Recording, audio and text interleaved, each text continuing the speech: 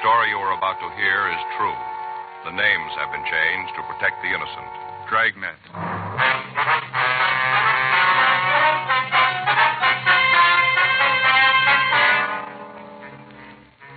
You're a detective sergeant. You're assigned to robbery detail. 14 women in your city have been robbed and beaten. You've got a half dozen descriptions of their attacker. None of them match. The man's still free. Your job, get him. It was Wednesday, November 26th. It was cold in Los Angeles. We were working the day watch out of robbery detail. My partner's Frank Smith. The boss is Chief of Detectives Thad Brown. My name's Friday. I was on my way back to the office, and it was 2:34 p.m. when I got to room 27A. Robbery. Come on, Joe. Everybody's in the skipper's office. All right. I tagged by R&I to pick up these packages. Anything on them? No, not much. We'll check them out, but they don't look like they're going anyplace. Yeah, go ahead. Joe, Frank, you want to come over here? Yes. Sorry we're late. Don't worry about it. Let's get this thing on the road. All right. You want to settle down? Let's get started. The word's probably gotten to you about why we're here. It's on this purse snatching thing Friday and Smith have got. Things gotten way out of hand. Thief hit again the night before last. Victim's at the county hospital in a critical condition. She was pistol whipped, and it looks like she's got a fractured skull. It's only a matter of time before somebody's killed. That's the reason we're here, to see that it doesn't happen. Now, you all got mimeographed MO sheets. On it, you'll find what information we've got. Some of it's pretty broad, but it's the best we've been able to come up with. Friday and Smith have handled the thing to here, so I'll let them give you the details. You want to tell them? Yeah, right, Skipper. Well, first off, you'll notice on those MO sheets all of the crimes have been listed in the order that they happened. Also the place and the time. There's also a description of the clothing the suspect wore, and when we could get it, a description of the suspect. Now, you'll notice that in most cases there's quite a difference there on the physical description of the suspect. However, we've been able to put them all together, and we've come up with a composite drawing that should look something like the suspect. The one thing that's fairly constant is the description of the clothing worn by the suspect. It's almost always dark. Wears a hat, and he's been known to wear a top coat. Now, the hat and the coat are also dark material. Clear? There it is, everybody. All right, now, take a look over here at the wall map. Now, we've pinpointed all the jobs so you can get a little better picture of the operation. Can you all see there? Yeah. All right. First one took place at 73rd Street, just off Broadway. Right here. The rest of the pins along here show the jobs that he made from there, all the way up to Jefferson. He's also worked Avalon Boulevard, Central Avenue, any street where there's a streetcar or a bus line he's hit. He works between the hours of 5:30 and 11:30 p.m. The approach is almost always the same. Frank, you want to tell him about the victim? Yeah. The victim will get off the streetcar usually, or the bus, whatever it is, and starts to walk home. As soon as the woman gets in the area that's not lighted well or that hasn't got much traffic, the guy walks up behind her and grabs him. After that, he tries to take her purse. If the victim offers any resistance, well, he usually slugs him. Because of the fact that two of the victims have seen a gun in his hand, we know he's armed. So the gun's been described as a revolver. How about a car, Joe? Excuse me. Suspect drive one? Car? Yeah. Well, we've got to assume that, yeah. He's been seen a couple of times by people in the neighborhoods as he ran through their yards. Pretty safe to figure that he's got a car parked on a side street somewhere. None of the victims have seen a car, however, but we know he leaves the area immediately. Mm-hmm. No description of the vehicle, huh?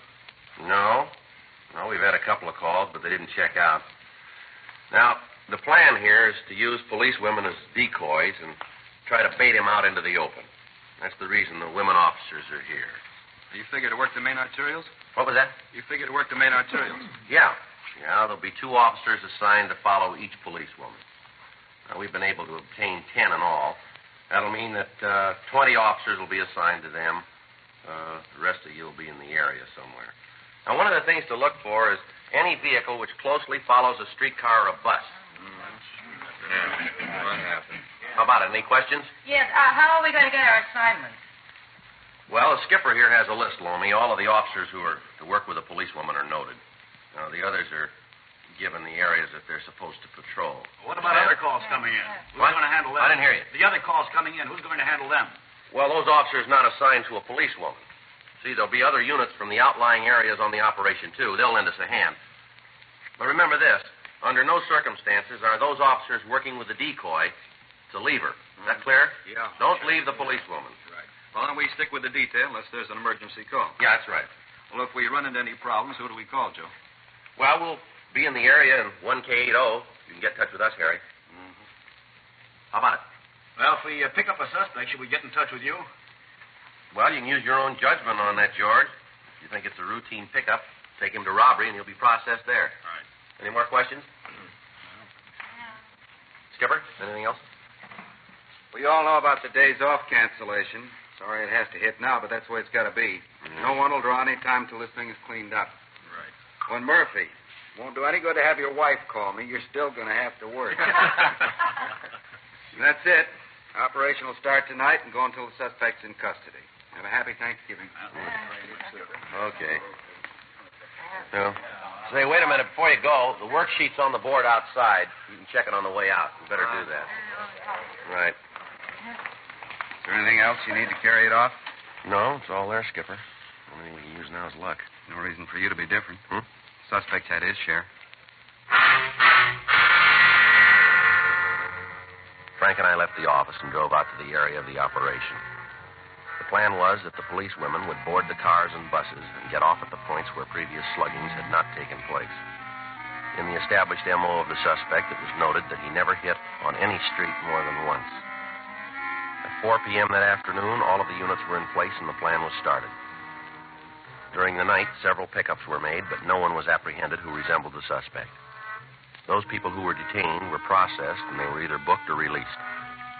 The following day, Thursday, November 27th, Frank and I checked the reports filed by officers in the field. At 3 p.m., we stopped at a small restaurant, and we had a plate of sliced turkey, cold gravy, and some lumpy mashed potatoes. We wished each other a happy Thanksgiving. We went back to Unit 1K80 and cruised the streets marked for surveillance. Another night went by without the suspect hitting. Saturday, November 29th, 11:30 p.m. Frank and I were driving down San Pedro Street at Vernon Avenue. Looks like another one shot, huh? And that's beginning to shape up that way, isn't it? You figure the suspect knows about the operation? I mean, where we're working? Well, you got as much as I have. Doesn't seem likely. You got a cigarette? I'm out. Yeah. There you go. Thanks. Yeah, I'm going to give you a light. 616 Thanks. East 27 North La Brea, traffic accident. Faye was sure hacked about Thanksgiving. Well, that figures. That didn't make me too mad. She had the in-laws over. Yeah. Her brother. One thing about that guy, he can eat more than any 10 people. You know, I've had to sit there and just look at him, and everybody's through, and he's still going strong. Yeah. Nephew was over, too. You know little Sam? You've heard me talk about little Sam. No, I don't think so. Yeah, little Sam. Kid's a monster. Only 10 years old, and he's a real monster. Faye's sister lets the kid do whatever comes into his mind. They say it isn't good to repress him. What? They say it isn't good to repress him. That's what they, repress him. Yeah. I'd like to take him over. I'd repress him. Yeah, I guess you'd do that real good, wouldn't you? 1K80. 1K80. Meet Unit 1K87 at the 300 block, East 51st Street. Code 2. 1K80, Roger. KMA 367. Let's go. Yeah, that's one of the units assigned to a decoy. Think it's a good one? Well, there's one way to find out, isn't there? Yeah. Ask him.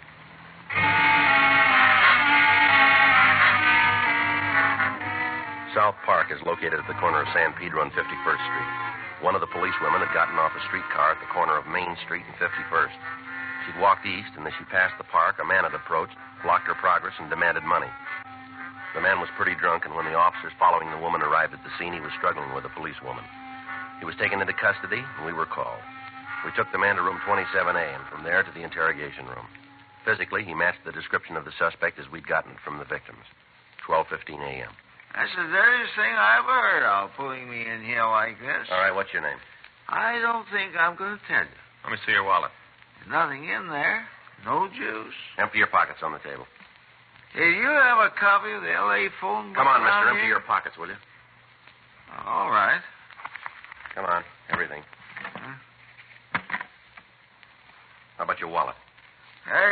young man. No juice. Take the money out. I told you there's no juice. No money in the wallet? No. All right, how about it? This your true name, Victor Nathaniel Roberts? You think I use alias? Now, don't huh? be smart. Where do you live? Well, I have no pad. Where you been sleeping? Wherever I can. You got a job? What? Do you work? No. You ever hold a job? Nope. Never had a job, huh? Can't remember one. What were you doing on 51st Street tonight? Oh, I was just looking around. At 11:30 at night? The sun hurts my eyes. All right. I was just walking along the street when this young woman stopped me. She stopped you. She tried to pick me up. That girl was a policewoman.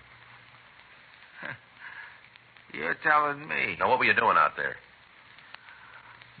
I'm never going there again. Ever been arrested? Yes? I'll check the record, Joe. All right.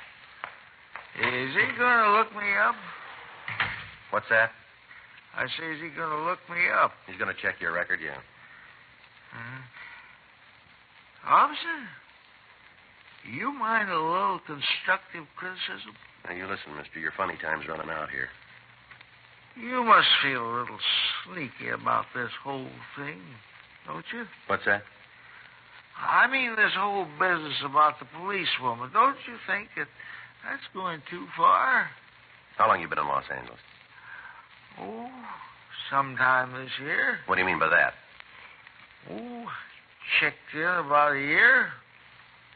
What? I said I checked in about a year. A year ago, you mean? Yeah, about a year ago. Well, if you haven't got a job, how do you manage to live? Haven't got a little drink, have you? Joe. Yeah. See you a minute. All right. You sit still. What do you got? Checked R&I. Got the word on Roberts. Yeah, what about him? He's been tagged 67 times for drunk. All in L.A.? Total's 92. Doesn't look like he's our man, though. Why? Well, he's been in Camarillo for the last 3 months.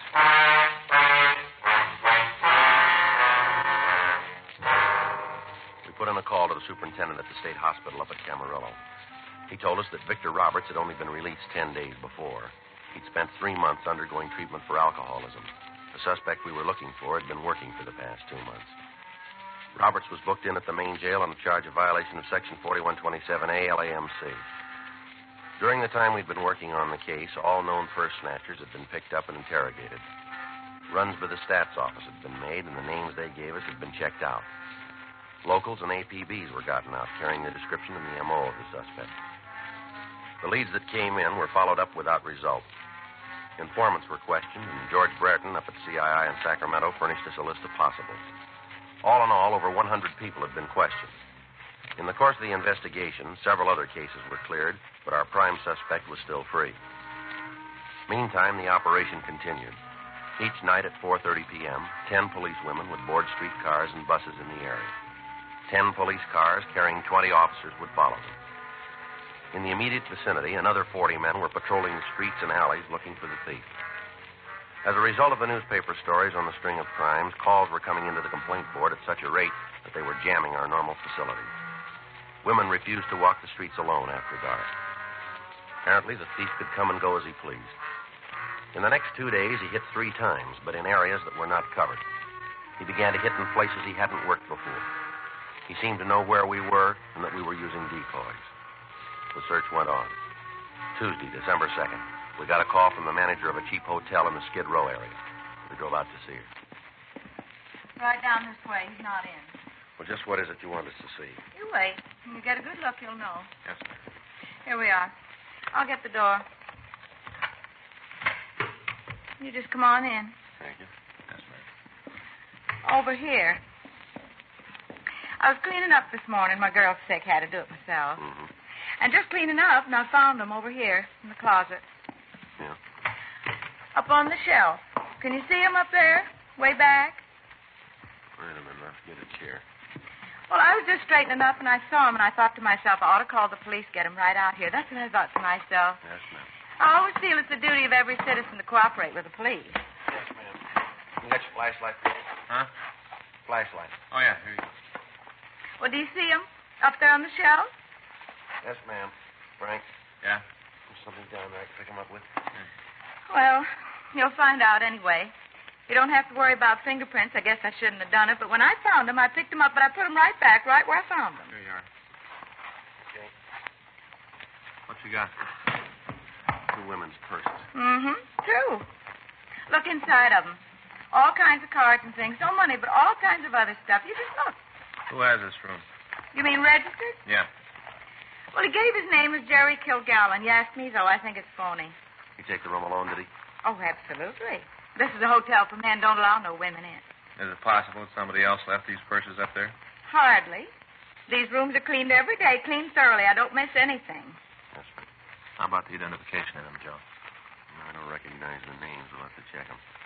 Take a look at this, though. No, here, on the lining of the purse. This one. Oh, yeah. I better get it to the lab, huh? Well, what is it? You find something? We're not sure. Well, what is it? I called you. I got a right to know. What is it? It looks like blood stains.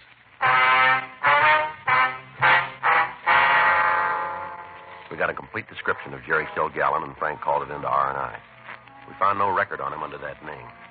The purse was sent to Lieutenant Lee Jones at the crime lab, and after running a precipitate test, he told us that the stains were human blood.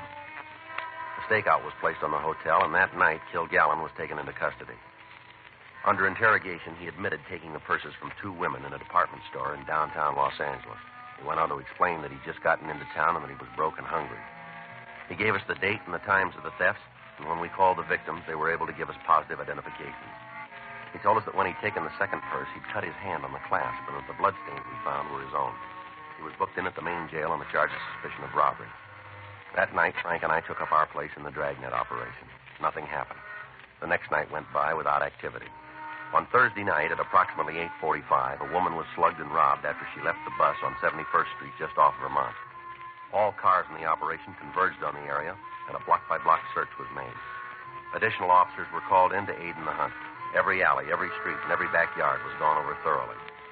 11:15 p.m. While the search continued, Frank and I drove down to Georgia Street Receiving Hospital to talk to the latest victim. I was on my way home. I didn't think anything like this had happened. I was just walking home. Can you give us a description of the man? I don't know. It was dark. I was just walking home and it happened. Did you see the man at all? Yes. It was dark. Was he a tall man? I guess so. I guess he was tall. I talked to the other men. Isn't that enough? I talked to them. Well, we're trying to get all the information we can. I don't remember good. My head hurts. Isn't there something they can do to make my head stop hurting? Did you see the man's face? Did you get a look at it? Yeah, yes, I did. I saw his face. Can you describe it for us? Can you tell us what he looked like? I don't know. I don't feel good. Well, this is pretty important, ma'am. He had a real white face. Real white. What about his eyes? Can you tell us what color they were? Blue. Watery. Blue. How about his hair? It looked brown. I'm not sure. I think it was brown. He had a hat on. I couldn't tell good. All right, just a few more questions now. Yeah. Can you tell what color his hat was? I don't know. My head hurts. Can't you do something? We'll send for the doctor again. We might be able to give you another sedative. Hurts. There's something else, ma'am. Was the man clean shaven? Huh? I said, did he have a mustache? No. No mustache. Does he wear glasses? No. Is there anything else you can tell us about his appearance? No. Nothing. He had a gun. I know that. He had a gun. That's what he hit me with. Gun. Mm-hmm. He hit me when I wouldn't give him the purse. First, he asked me for the money. I told him to get out of my way. He said he'd kill me. And he hit me on the head. Hit me as hard as he could. All right, ma'am. Now, is there anything else you can tell us that might make it easier to identify him? No, nothing. I told you everything I know. Nothing else. All right, we're sorry to have bothered you. Thank you. We'll be talking with you again when you're feeling better. Yeah. You come back then. I'll try to remember then. Thank you very much for your help. It's all right. You ask the doctor to come back, won't you? Yes, ma'am. Officer, Yes, ma'am? something else might help a little bit.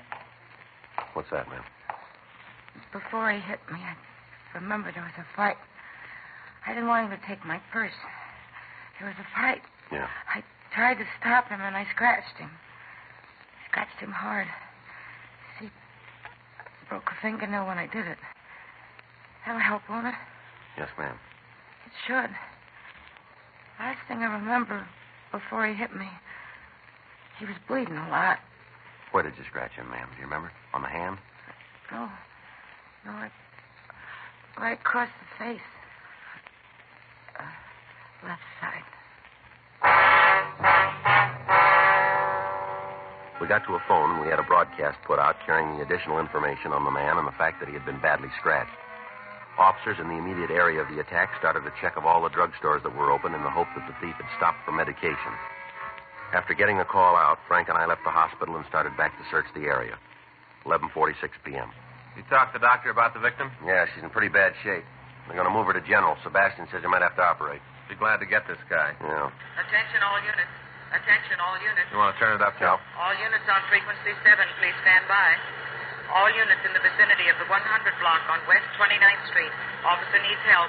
Special attention, 1K80, code 3. Lean on it. Right. All units in the vicinity of the 100 block on West 29th Street. Officer needs help. Special attention, 1K80, code 3. Frequency 7 clear. I'll call in. 1K80 to Control 1.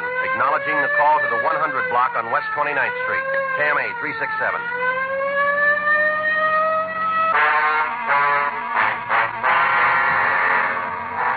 It took us 2.5 minutes to get to the location. At the curb on the side of the street, we saw a parked police unit. Standing next to it was a woman officer. We pulled up next to the unit and talked to her.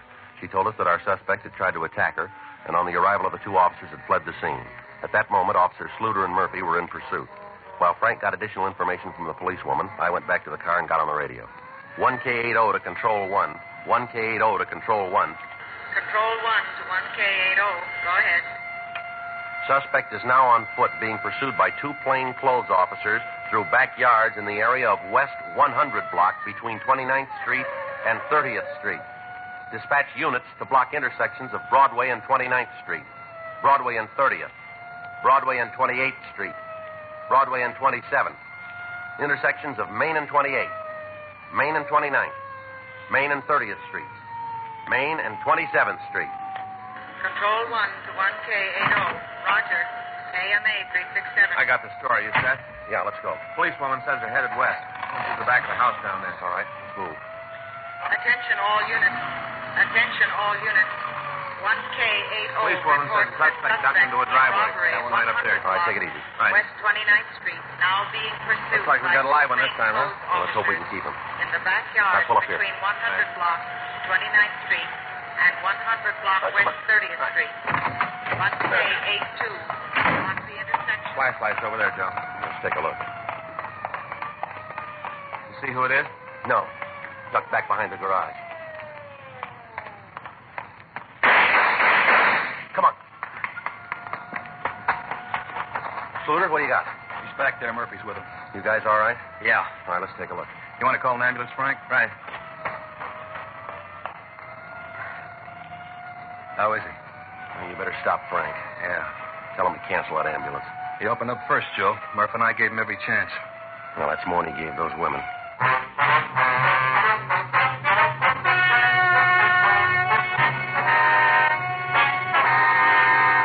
At the inquest, the coroner's jury returned a verdict that the suspect, Kenneth Neal Stewart, died as a result of gunshot wounds inflicted by police officers in the line of duty. The death was listed as justifiable homicide. You have just heard Dragnet, the authentic story of your police force in action, and starring Jack Webb, a presentation of the United States Armed Forces Radio Service.